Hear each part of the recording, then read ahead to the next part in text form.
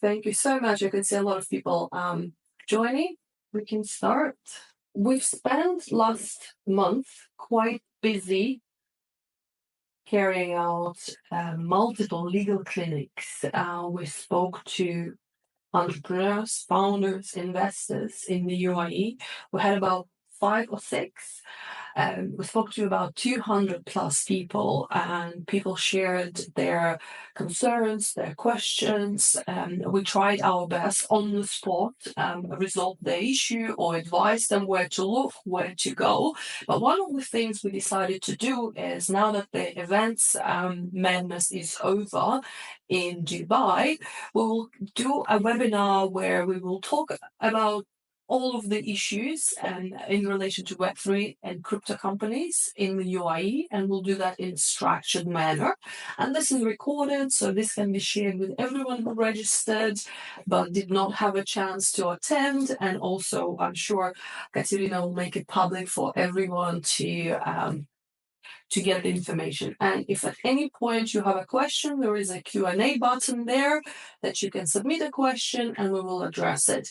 I'm thinking we will run through everything in about 20, 30, maybe 35 minutes, and then we'll leave some space for questions if you have any. So we're starting quite generic, and then we will go deeper and deeper into the woods, because as you can understand, the regulations are quite complex, especially in our area, which is our area of law, which is literally changing every month. As lawyers, we don't have the privilege of, relaxing and enjoying our life, because new regulations are coming in the UAE so often, and sometimes those regulations contradict the prior regulations, and of course that's quite a normal process, right? Government issues laws to address a certain issue, and then there might be something else that needs to be addressed later on. So that's a normal legislative process. The good thing is that we do have certainty in the UAE, we do have certain virtual asset laws, and that is a great thing for founders, for entrepreneurs, for investors. Unlike some jurisdictions, which hopefully things will change soon, some jurisdictions actually actively pursue founders. They actively put them in prison to make a show out of them, right? In the UAE, that does not happen, thank God, and that's why I quite heavily always advertise for UAE as a jurisdiction.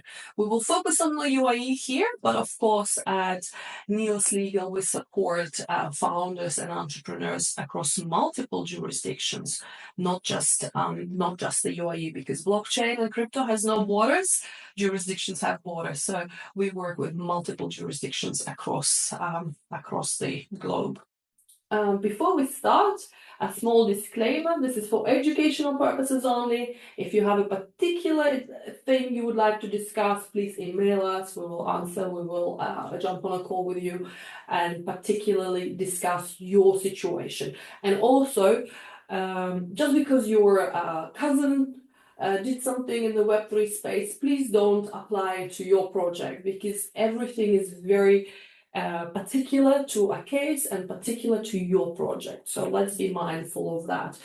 In similar way, if Allah went to a doctor and got medication for her headache, this medication might not apply to me, which is common sense, but sometimes founders do come to us with documents that they copied from other projects, and it takes longer for us to address it and to correct that.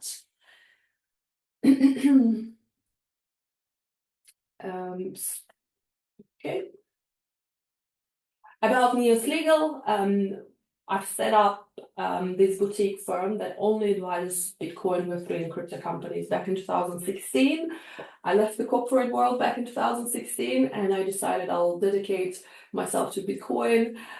There was no term Web3 as such then, but crypto and Web3 is really taking over. And of course, so as I mentioned, we're supporting 60 plus jurisdictions, and supported over 250 projects in the last 8 years.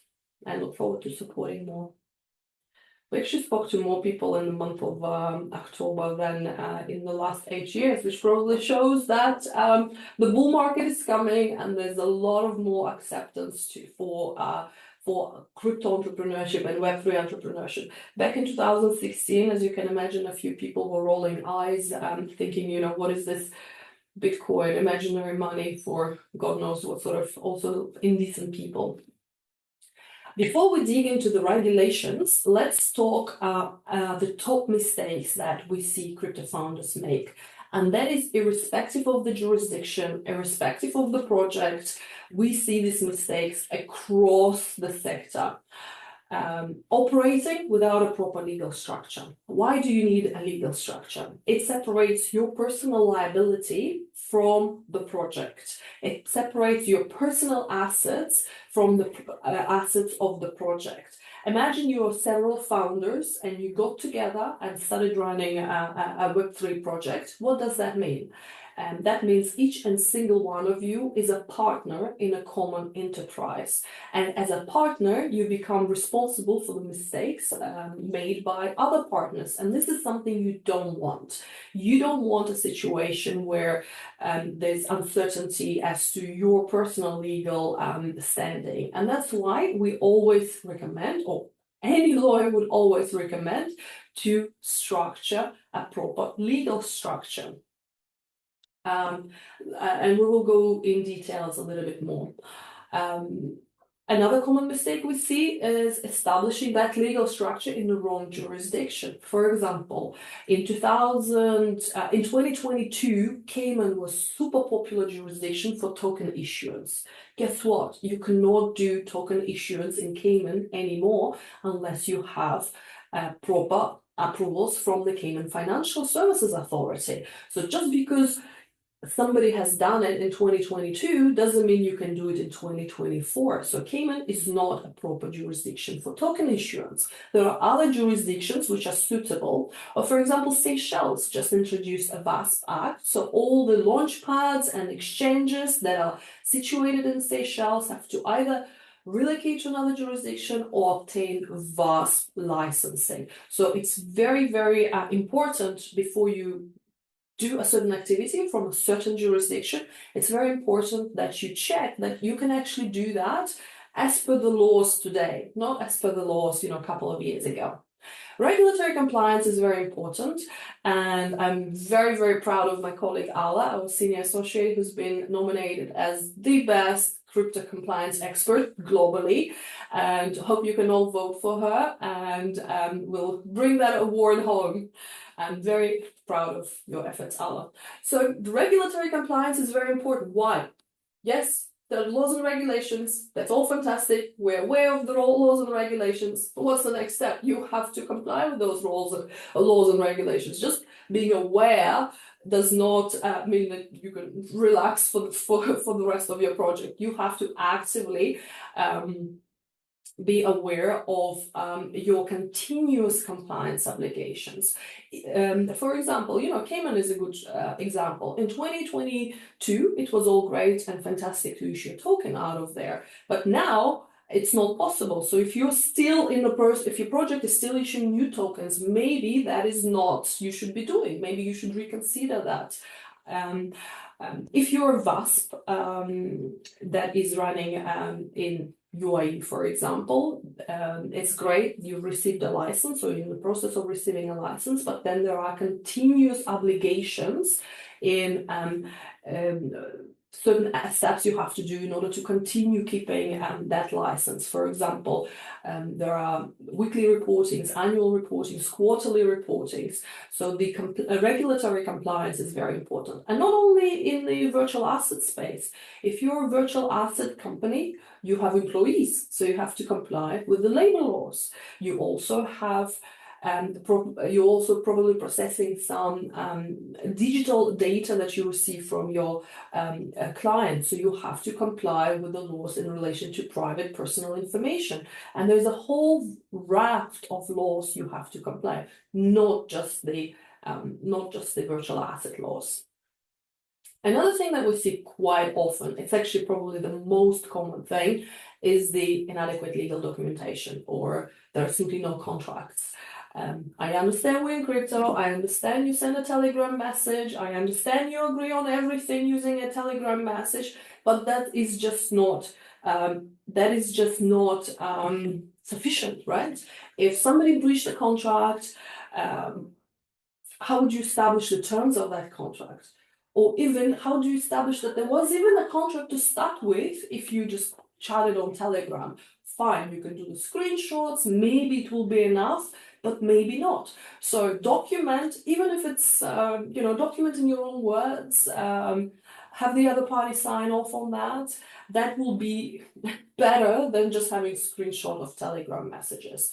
Also, we're having quite a few issues where individuals are having problems accessing their accounts with even regulated exchanges. So have records of what you've transferred, when you've transferred that, because having those records will go a long way in establishing that you even have an account with that regulated exchange. Believe it or not, there are even regulated entities making mistakes, and you need to protect yourself by having adequate documentation. Wrong investment strategy actually refers to issuing a token or raising funds from investors in a manner that is not compliant. For example, you decide to do an ICO, and probably people will I think it's a joke, right? We're not in 2017 anymore. There are better ways of launching a token. There are various other strategies, right? You have your private round, you have your seed rounds, then you have your, fair launches, for example. So when it comes to the investment strategy, also be mindful of the investors that you're accepting money from. Several of our clients raised quite large rounds from large investors, and they have not thought about it, they have not thought through. For example, you've taken money from Circle, probably Tether will not invest in you, but probably Tether might be a much better investment partner rather than Circle, for example, just from the top of my head. Or if you've launched a token, maybe some strategic partners like a government organization like Etisalat, for example, they're quite heavily investing in blockchain infrastructure projects. So if you have a token, they might not invest in you because they might not know who are every single holder of the token. So you need to think a little bit ahead. And wrong partners.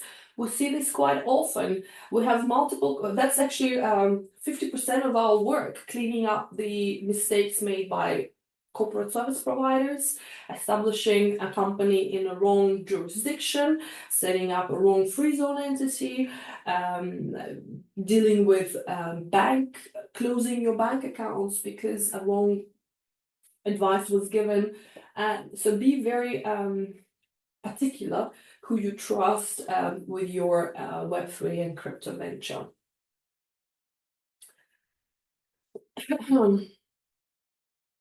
So how do we avoid those mistakes? We talked a little bit already, what is the mistake and how to avoid that. One of the things that is something that you start with is the structuring. Before you start the structuring of your crypto or Web3 venture, you start with a regulatory assessment. You assess,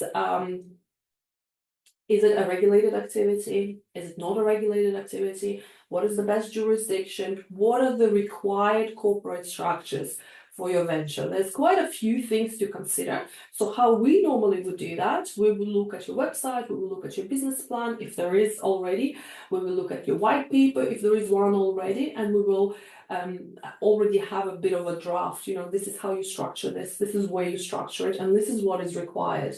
And if there are any VASP activities, you have to start quite early in the process, because it does take a while to receive a VASP license in whichever jurisdiction you are pursuing, because you might be ready to launch tomorrow, but the regulator might not agree with you, and that is why it's better start early and consider multitude of issues. So if we're talking about the corporate structure, Let me just. This is probably something that you should consider when building a corporate structure for your Web3 and crypto venture. You might need a holding company at the topco, right? Like a topco holding level where the IP rights, for example, rest for the entire project, and where equity investors come in. And that holding structure needs to be in a jurisdiction that is suitable for holding structures. For example, in the UAE, you can only have 50 shareholders. So if you are expecting a cap table of 60 investors, that would not be a suitable structure for you. So you need to think ahead of time a little bit. Otherwise, you will then have to deal with a costly relocation of your holding structure. Development company, or DevCo, commonly used term. This is the entity that will hire team, hire the consultants, hire the service providers, and also will heavily engage in marketing and business development efforts. I love UAE as a jurisdiction for DevCos. It's easy to establish a company. It's absolutely easy to hire as many people as you want and to relocate as many people as you want to the UAE. And I've seen the statistics, something like 200,000 people move to the UAE a week, which is absolutely mind-blowing. But that is the situation. If you're setting up a DevCo in Switzerland, good luck getting permits, good luck getting people employed. It's quite impossible task. But UAE is welcoming for everyone from every place in the world. You just need to have a proper company. The company needs to sponsor the employees, issue the residency permit, and the individual can enjoy his life, tax-free life in the UAE. Token issue. For token issues, we often recommend to have a separate structure. Of course, it will depend on the project, but often we recommend a separate structure. And this token issuer will contract with exchanges, with launch pads, this token issuer will be placed in a jurisdiction which is suitable for issuance of a token, and preferably that jurisdiction should not have VAT or income tax, because imagine every time you sell a utility token, you will have to charge the other party a VAT, account for that, which probably be a little bit of a difficult situation. So there are a few suitable jurisdictions that we work with for the token issuer.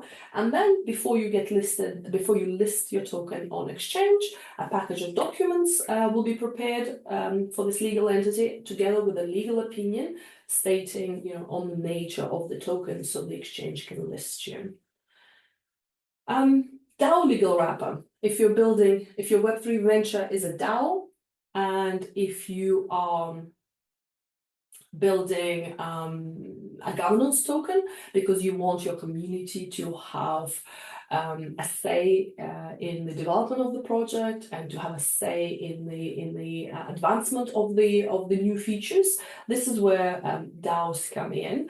And there's several jurisdictions, again, suitable for DAO legal wrapper. Switzerland is the first and original one. Foundation and Ethereum Foundation was set up in 2014, a little bit more than 10 years ago, 10 and a half years ago. Since then, there's a better vehicle as association being used here in Switzerland. It takes rather quick to set up an association, depending where the individual is from and where the individual is available to sign the documents in person in front of the notary or not. But it's quite a quick task. It is not cheap. Nothing is cheap here in Switzerland. That's why I like UAE. Some of the options are much cost effective in the UAE. There's a new jurisdiction in the UAE in Ras Al Khaimah, RAGDAO, which is suitable for DAO legal wrappers. But again, not every Web3 project can operate out of RAGDAO. So that's why you need to have a thorough assessment. What is it that can be done? And quite often we see several SPVs being established. For example, if you're doing real-world asset tokenization, you will have an SPV which holds an asset, or you will have an SPV that holds a certain licensing arrangement. So special purpose vehicles are quite common in corporate structures, and we utilize it quite often in Web3 space. If you have any questions, there's a Q&A button that you can submit the question. When it comes to essential legal documentation, so we talked about incorporating a corporate structure, and you will receive articles or bylaws, you will receive your shareholder certificates, you will basically receive your documentation in regards to your legal entity. Make sure you keep it secure, because it might be required for various contracting activities, such as, for example, listing on the exchange. Also think about setting up a shareholder or founder agreement. It's all great when things are going well. You know, there's 5 founders, everybody got together, everybody's operating and building, super happy and excited. But the second there is a dispute, or the second there is an issue with regards to are you doing enough work, or you've done something wrong, then when you refer to the founder agreement or the shareholder agreement, allowing you to assess your rights and obligations, and make sure you protect your assets, right? Because every founder brings certain assets to the table. It's also common to have advisors and consultants in Web3. So make sure your advisors have advisory agreements where remuneration is very particular. Think about the consultants that you will engage. Is it a marketing consultant? Is it when you're hiring a lawyer, you have to be mindful that lawyers were subject to professional privilege. So everything you tell us stays with us, but that does not apply to other consultants. For example, if you're hiring a consultant to help you establish a company, let's say a CSP, everything you tell them, they're absolutely free to disclose it to whoever they wish. I hope they wouldn't, but we've seen the situations where information leaked quite heavily. So you need to be mindful. Only share what you have to share, and relying on NDAs is okay, I guess, but what happens if you still share the information and it still leaks, right? What will you do? Will you go sue that consultant? Quite unlikely, because the process can be quite lengthy. It's also quite often that a Web3 project hires developers and other contractors to develop a code, to build a platform. Make sure you have contracts with your developers. At the end of the day, make sure that they assign all the IP rights to you, because we've seen cases where the developers just said, you pay me X amount more money, which is outside of the contractual obligation. Otherwise, we will not hand over the entire code to you because we have the IP rights over the code. Also, make sure that they have non-compete agreements, because we've seen where developers just copy a code and go and sell it to, which they developed for you and you paid millions of dollars for it, and they go and sell it to a third party. So kind of very disappointing, but it happens all the time. Website, terms and conditions, disclosures. If you're a VASP, you need to have quite thorough disclosures on your website as per the requirements of your regulator. And if you're raising investment rounds, make sure you have all your SAFs and SAFEs and the token sale terms are all drafted and all professionally reviewed, at least, to make sure that your rights and obligations are secured.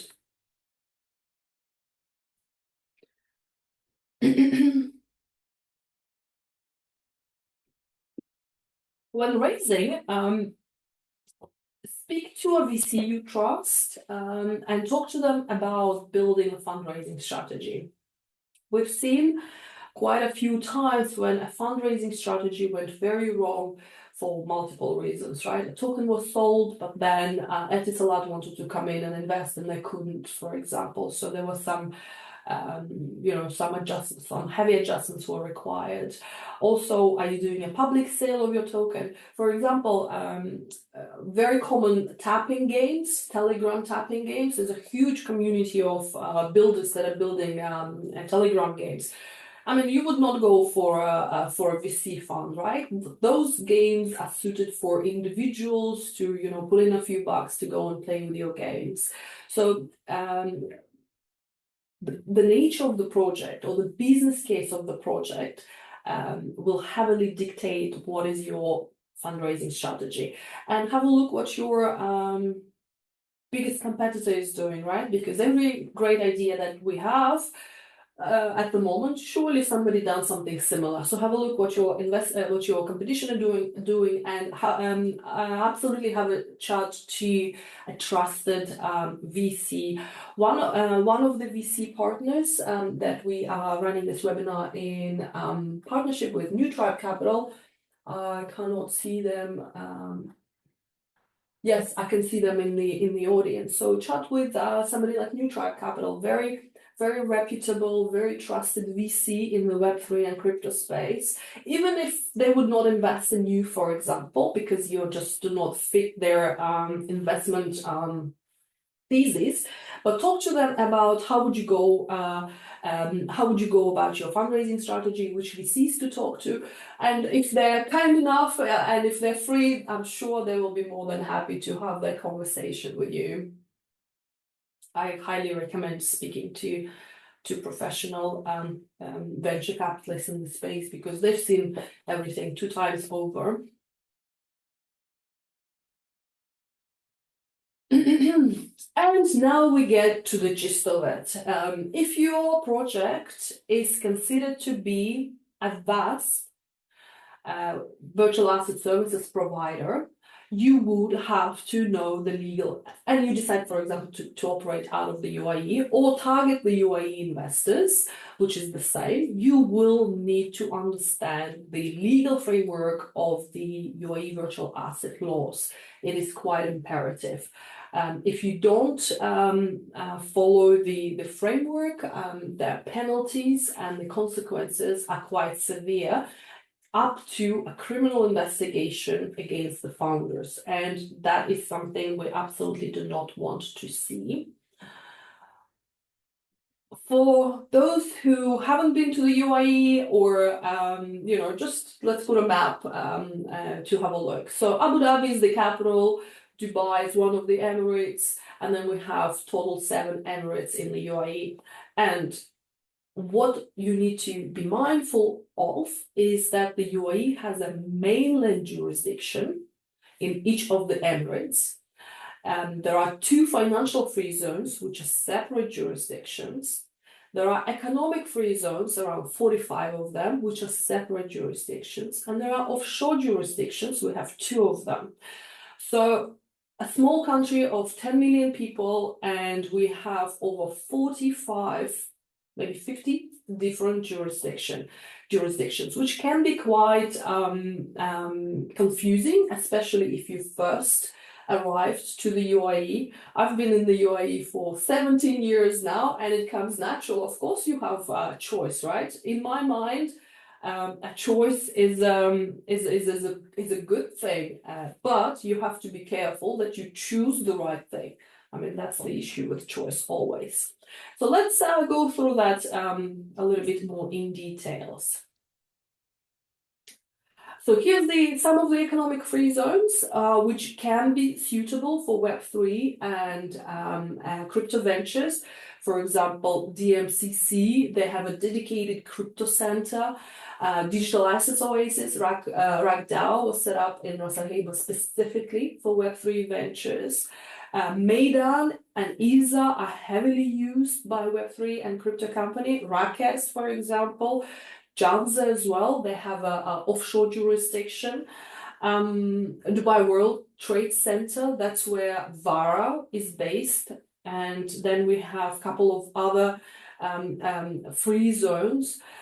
Dubai Airport Free Zone was one of the first free zones that entered into MOU with ESCA back in, I think, 2020, but they haven't developed a heavy crypto framework. Probably realized they better focus on something that they were designed to do, which is the trade arrangements.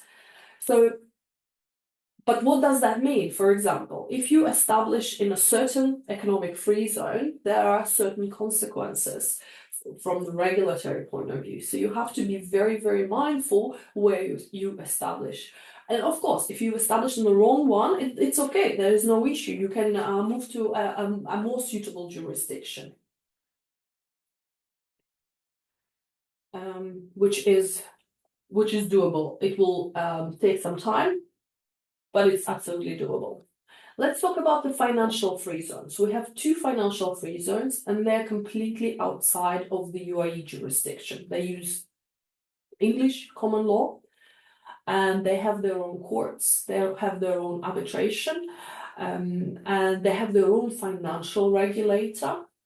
So DIFC in Dubai has the FSA, Abu Dhabi Global Markets in Abu Dhabi has FSRA, and each of the free zone has taken their own path towards regulating virtual assets.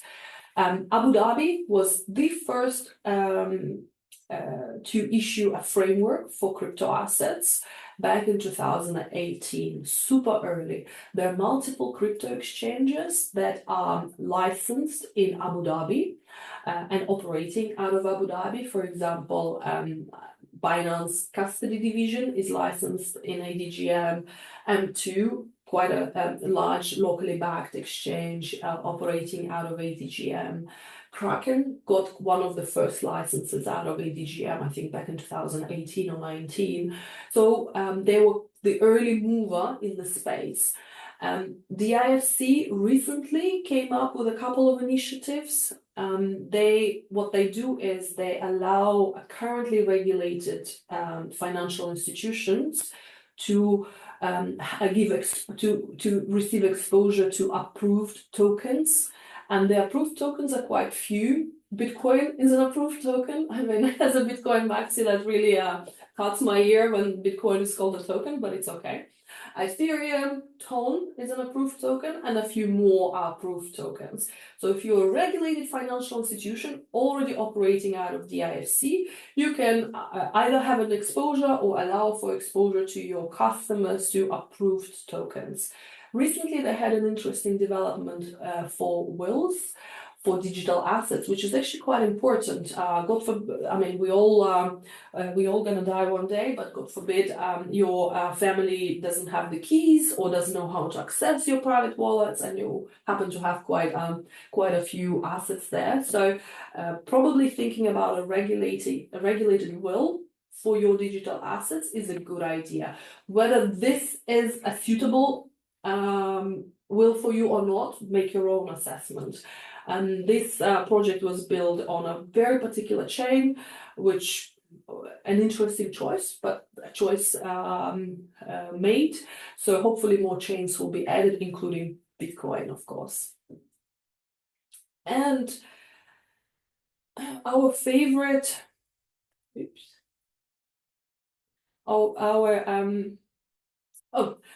before we move to our dedicated virtual asset regulator, it's very important to understand that there are two federal financial regulators in the UAE: Central Bank of the UAE, which governs payment tokens, and the Emirates Security and Commodity Authority, which is actually Security and Commodity Authorities, SCA. They are the regulator federally that governs virtual assets, and their authority was delegated to them by the cabinet. And at the same time as this authority was delegated to ESCOM, it was delegated to Virtual Assets Regulatory Authority in Dubai, VARA, which is the first authority dedicated particularly to virtual assets. The rules came out around 18 months ago, and so far now they have already around 20 plus VASPs that they license, and a few more coming. Binance, OKX, Bybit is in the process. So there is a bit of privilege given to bigger operators, but smaller or startups are getting their licenses as well. And I'll let Alet go through VARA activities. There's a slide which we just missed, is the federally regulated virtual assets activities, which are 6, and 3 licenses are being issued by ESCA, as we were told. So basically exchange, broker, and a custody. And but there are 6 activities, but 3 licenses. We understand there are several applications in the process, but nobody has received a full operational license or even approached it. So Ala, if you can take over and talk us through the VARA regulated activities. You're quite heavily involved in that, and I hand over the microphone to you, please. Thank you, Irina. Hello again, everyone. My name is Alla Melnichenko. I am a senior associate at the firm. And yeah, let me finish with the regulated activities. Irina pretty much covered everything. But speaking about VARA, for example, as you could see on the previous slides, there are only 6 activities which are regulated under the federal level. However, VARA has extended the list of activities. And as you can see on this slide, for example, issuance is a regulated activity in Dubai, which is not a regulated activity at the federal level, as long as, of course, your security is not a security token, which will fall under the purview of ESCA. But I have to say that not all token issuance are regulated. Utility tokens are not regulated as long as they do not meet certain criteria, like the certain income received in 12 months, or if there are like 150 entities or token purchases involved in the token sale. So if there are not certain conditions met, the token is not a regulated token. Which token issuance is regulated then? VARA only regulates, meaning requires obtaining a license for those issuers which plan to issue fiat reference tokens, which are backed by any other currency except for the UAE dirham. Because the UAE dirham falls under the exclusive authority of the Central Bank of the UAE. So the Central Bank of the UAE is the only authority which can regulate the issuance of AED-backed, the national currency dirham-backed tokens, which they actually did. So in June or July, if I'm not mistaken, they issued their payment token regulations and introduced the quite strict regulatory framework and 3 types of licenses in the UAE for stablecoin issuers, those which are backed by AED. So these are token issuer itself, then custodian, and payment token converter, which is actually exchange, but they just pick different words for that. Under these central bank regulations, there was quite alarming provision, which is prohibition for merchants, local merchants, to receive crypto payments unless these crypto payments are made in AED-backed token. And at the time of issuance of these regulations, of course, there was no AED-backed stablecoin in the country. However, last month, we have witnessed the first announcement of the AED-backed stablecoin, which is called a coin, if I'm not mistaken. And following that, even Tether announced that they also plan to issue AED-backed token. So hopefully, following that provision, because that provision is not enacted yet, it will be enacted in 12 months following the issuance of these regulations, and which is actually the summer next year. So hopefully by summer next year, we will be able to still receive crypto payments in the UAE, since now it's legal and it's acceptable, and everyone does it in the UAE, which is one of the biggest advantages of this jurisdiction for crypto ventures. Going back to the VARA regulated activities, can we go back to the slide with VARA? Actually, forward. So we discussed the token issuance, the stable coins which are AED backed are strictly regulated by the central bank. If there is other currency except for the UAE dirham, VARA requires obtaining a license if you want to issue that kind of token from Dubai. Also, what we can see on the slide that VARA regulates advisory services. This is also a new regulatory requirement comparing to the federal regulation.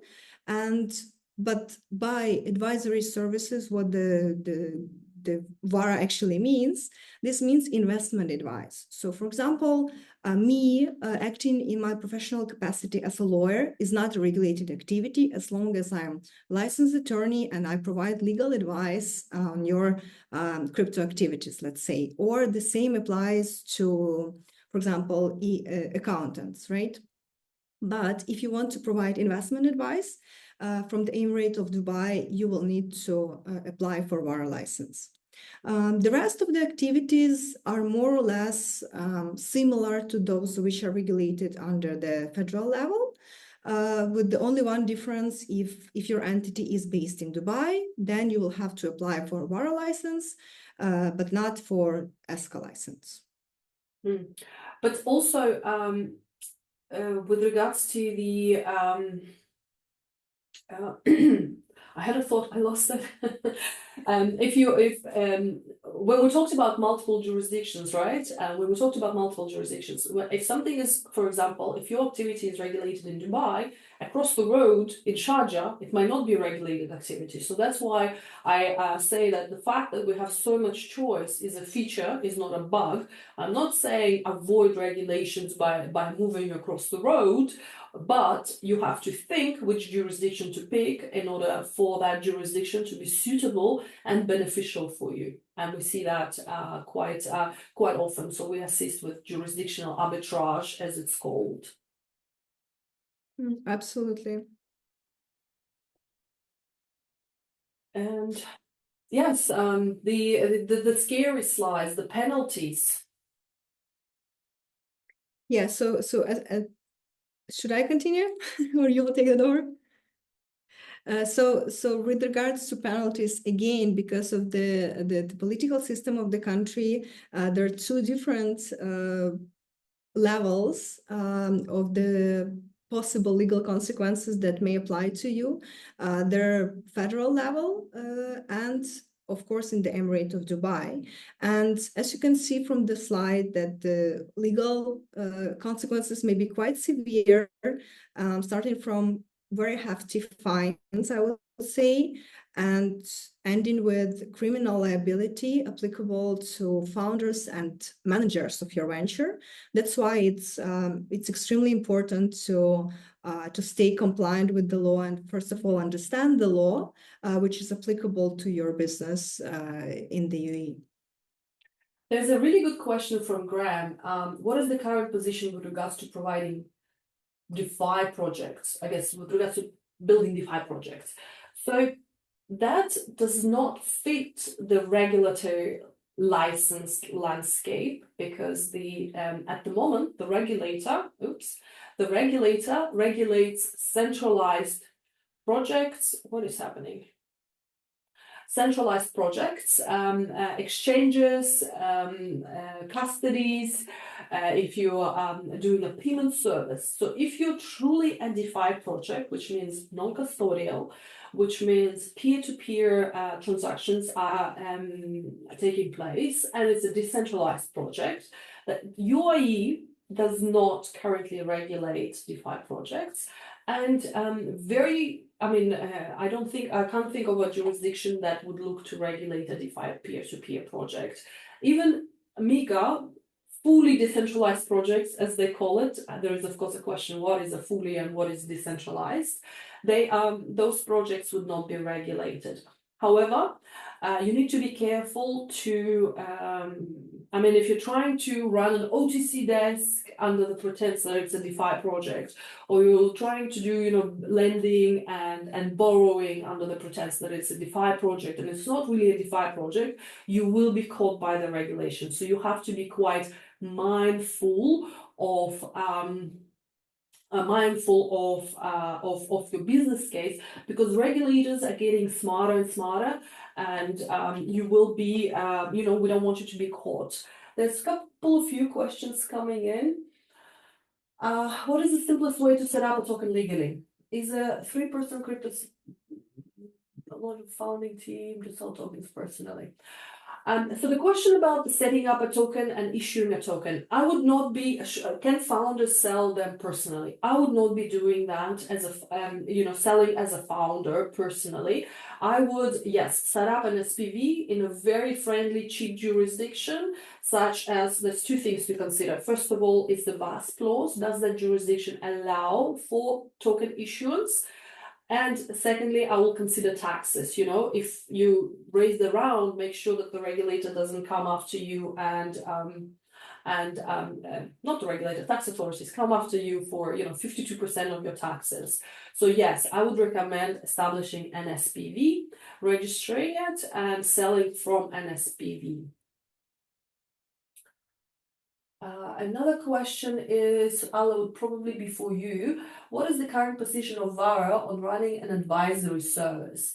They take the person takes fees in crypto, in tokens, then sell tokens into USDT, and then get USD through OTC. So the flow of cash does not matter, how you receive the cash.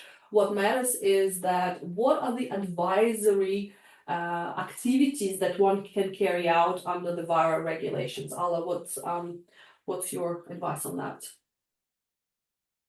So if it's an investment advice, it's a regulated activity.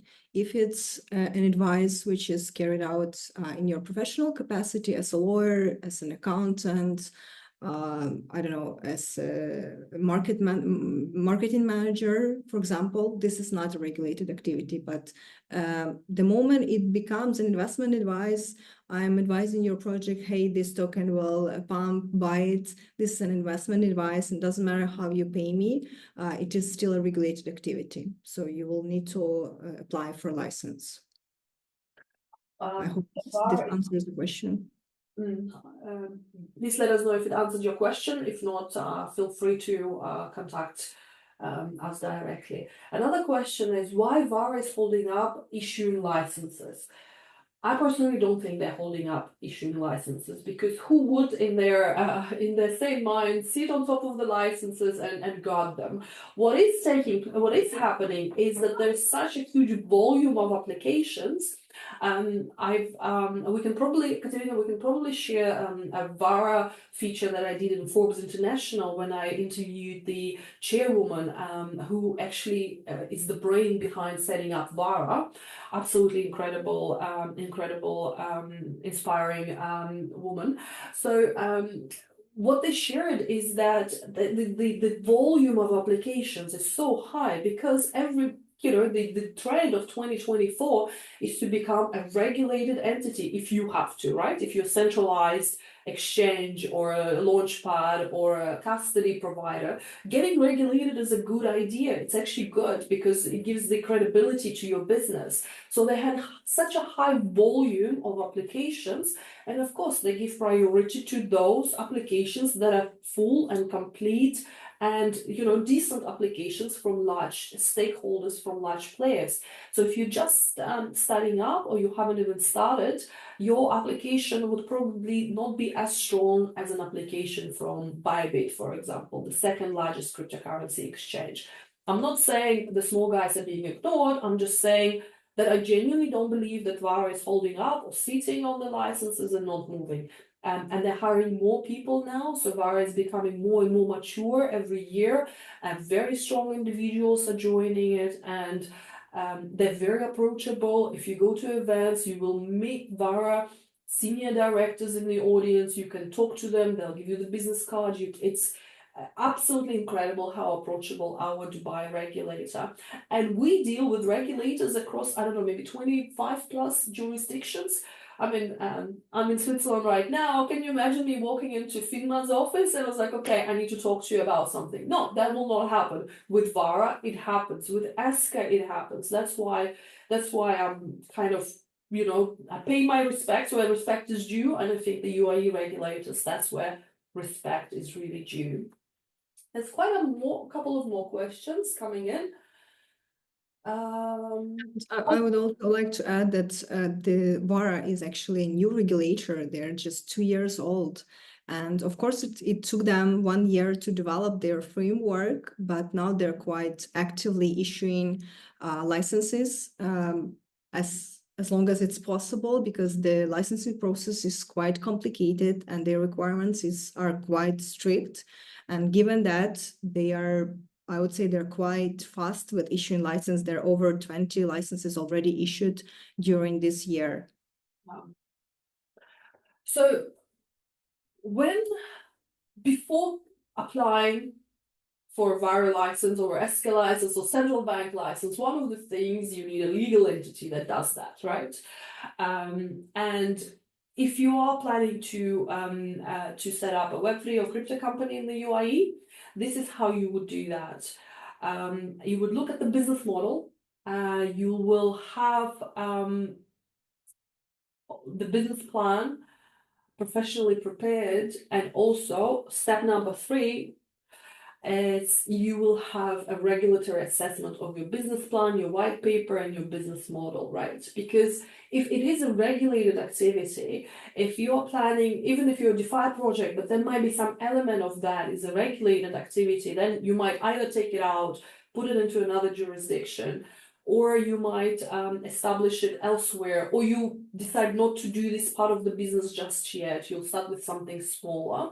And that's one of the advice that everybody who went through VARA license shares, that start with something smaller. When you apply, don't list all the 74 licenses and say that you want everything and you want tomorrow. Start small, bite-sized sort of chunks, and that will be much more doable. Then once the regulatory assessment is done, if it's a regulated business, there's certain process you go through in conjunction with the free zone and VARA. Then you will be able to incorporate a company. After you've incorporated a company, your employees and shareholders can obtain Emirates IDs. And it's quite important because you would want to rent an apartment, hire a car, and carry out other activities as an individual enjoying your life in the UAE. And Emirates ID is absolutely a must. You will open a bank account. Very important to obtain a corporate tax registration. Don't forget, UAE, as of this year, every company must be registered for corporate tax. And if it's a new company, what is it, 3 months or 4 months you have a grace period to register for corporate tax? I forgot. 3 months. 3 months. And then once you've done all of this, you need to ensure ongoing compliance with all of the laws that apply to you, not just the VASP laws, but all of that. That includes, again, employment laws, personal data processing, and absolutely everything that may or may not apply to you. And we have more questions coming in.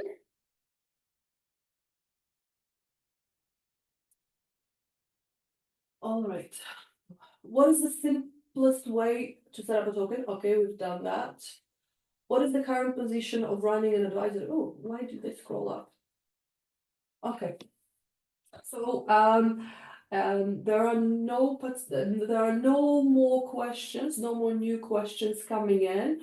One of the things that we've done at Team NeosLegal, extra bonus. Irina, thank you for calling it extra bonus. So we've prepared legal guide to doing business in the UAE, particularly for crypto founders, crypto investors. It's on our website. It's completely free, available for everyone, and it has various chapters, right? If you're interested particularly in the taxation part of, if you have a question about the taxes, there's a chapter about the taxation. If you're interested about where to register a company, it details all of the free zones. So we split it into chapters, and particularly for, and the way it's written, specifically for Web3 founders and investors. So feel free to have a look, share it with a friend, and if you have questions, do feel free to reach out. We are very easy to find on Telegram and on emails. There's another question. What jurisdiction would you recommend for SPV to work with EU development company? I don't particularly understand that question. So you have a development company in EU, which is developing a code, or you want to hire them, or you want to be a development company, which this part I did not understand. And feel free to email us on this. We'll be very happy to advise you. And why would you need a development company, SPV, to work with a development company? That I don't understand.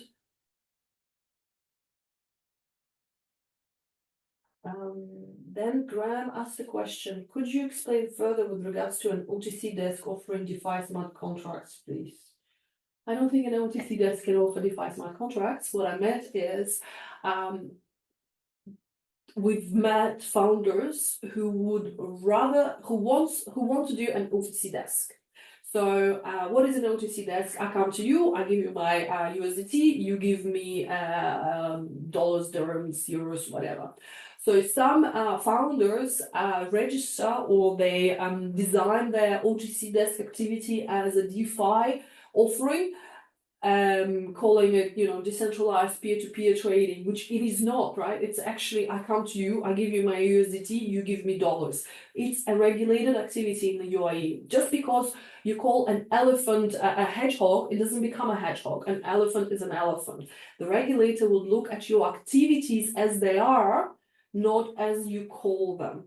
That's what I meant if you are truly running a DeFi protocol or DeFi project, that it is not a regulated activity, unless you're doing something which is a regulated activity and you're just calling it a DeFi, which it is not. So the regulators will always look at the gist of your business rather than what you describe it. So don't try to be, I'm not saying you, but some people try to be smarter than regulators, and they learn their lesson, because regulators are getting smarter by the day, which is great, we want regulators to understand our business. An SPV is the more effective in low tax jurisdiction. We have development company, but managing taxes. Oh, okay, this is actually a very good question. Jurisdictional arbitrage. I love jurisdictional arbitrage because I believe everybody should have a choice, and I believe you should structure your business in the way that suits you.